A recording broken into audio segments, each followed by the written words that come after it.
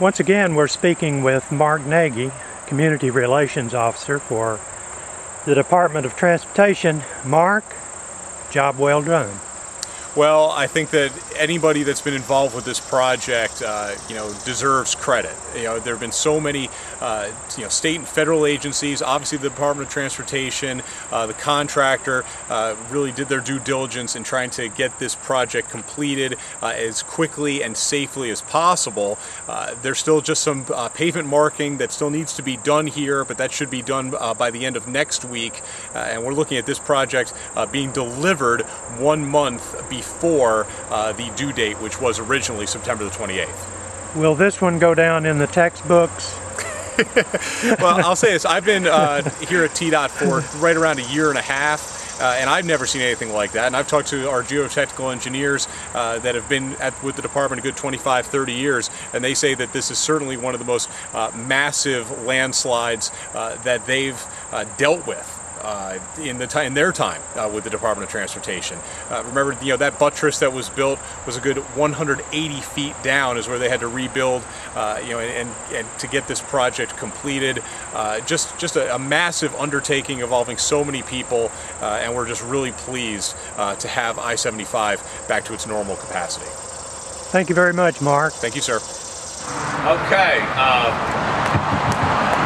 We're going to do this with intermittent horn honking, because it seems like that's the thrill of the day as people go by. So we can wave when they honk and come back. I'm Commissioner John Schroer from TDOT. We're here today in Campbell County to celebrate the reopening of this section of Interstate. And those of you who have been here know how important this road section is for the passage of people going north and south on I-75, and this is just an exciting project to get completed. I'm going to read a few notes on this because the numbers are pretty phenomenal, and I want to make sure that I don't mess it up. But this landslide started in March the 8th, and I would say this is our 3rd visit here. This was a phenomenal project, and it was a disaster that we jumped on quickly, and we did a lot of work. And the good thing, before I go any further, is no one got hurt on this project, and safety is our #1 concern in anything that we do at TDOT, and that is either the motoring public or those people that are working on this job site. And we spent several hours on this job site. At one point in time, we were at the bottom of the slide when they were pushing rocks over the top, and we were watching boulders roll down the side of the hill. And while we were safe, it made us a little nervous. And it's amazing the amount of work that was done, and the fact that we were able to do this without any injuries. And we can start counting, there's about 27,000 cars a day that go through this section of Interstate, which is quite a bit. And if you were here during the slide, we saw some pretty major backups. And again, our goal, the second goal, is certainly to try to get our traffic flowing on our interstate systems, and that was our priority. We work with several different agencies across the state: Tennessee Wildlife, the Federal Highways Administration, and the Department of Environment and Conservation, along with federal highways. This is something that we can't do this by ourselves, and there were a lot of people involved.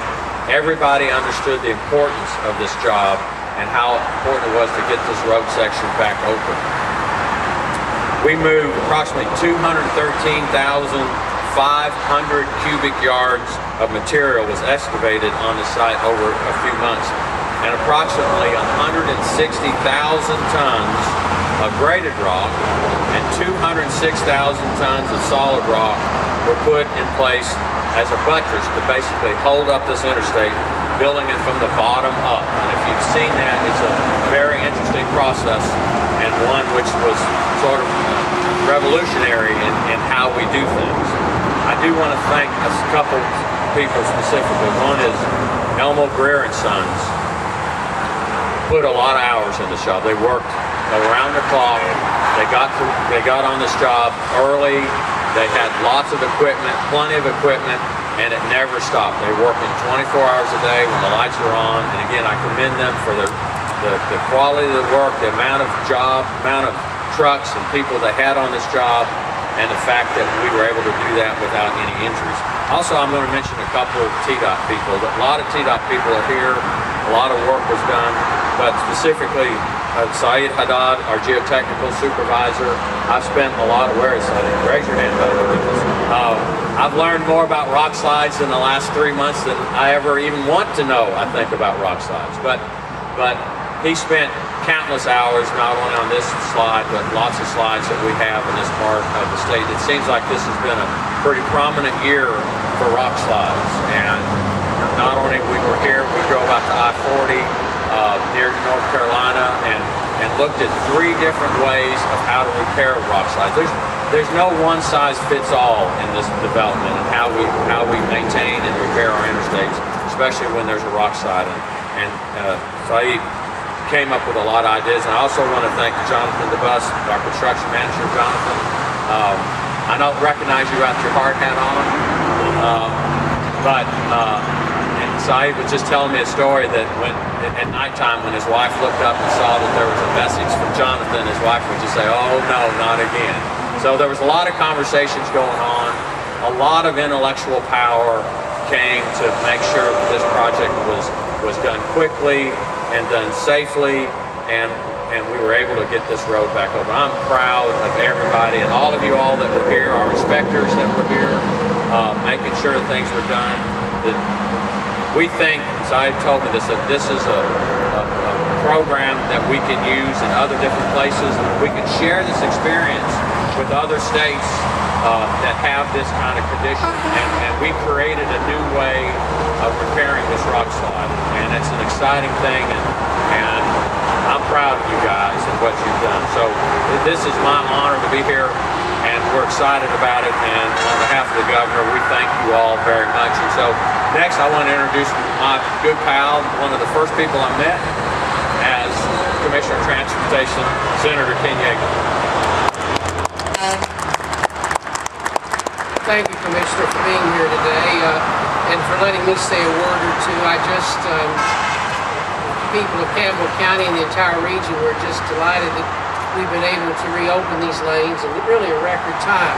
And you know, that's the tribute to the employees of the Tennessee Department of Transportation, who I would like to thank for their efforts, not only in discovering the problem before there was any loss of life, but then immediately setting about to come up with a plan to fix this problem. The effort that was given by the employees of the Department of Transportation are really a monument to your work ethic, your commitment to the people you serve, and to the state of Tennessee. And those of us in state government appreciate that and recognize it. So thank you very much for what you've done. And I'm delighted to have Mayor Baird here, and he'll speak in just a moment, but let me say too, it was a partnership. I appreciate the work that our local road supervisor, Dennis, did in this matter, how he assisted us, worked with local law enforcement to find alternate routes during this crisis. So I appreciate the work of all the folks in local government as well too.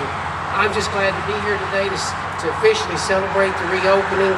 And again, I appreciate all of you have done to make this possible. Thank you.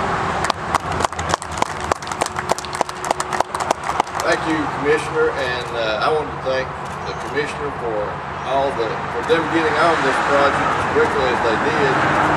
For a few days, it was a real nightmare here in Campbell County, but the regional office staff kept in contact with us locally.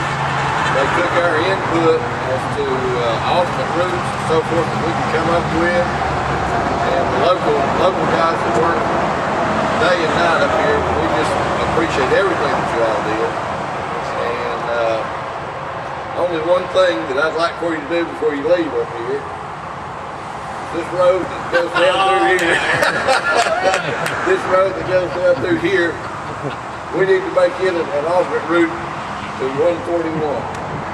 Y'all, everybody heard that. So let's keep working on that. Thank you again for the quickness that you got it done. You know, Well, the thing about being the Commissioner of Transportation, which is I have friends all over the state, and they never cease to make sure that I know what their wants and wishes are. And I do want to recognize Representative Dennis Powers, who is laid up with a bad back and really wanted to come here. He's a good friend of the department, and we wish him well and wish he were here. And I think with that, we're ready to cut a ribbon. So let's get that done and let's get this thing going. Tell us when you're ready. Think we're ready? Okay, on 3. 1, 2, 3. Cut! All right. Now don't keep those sitting.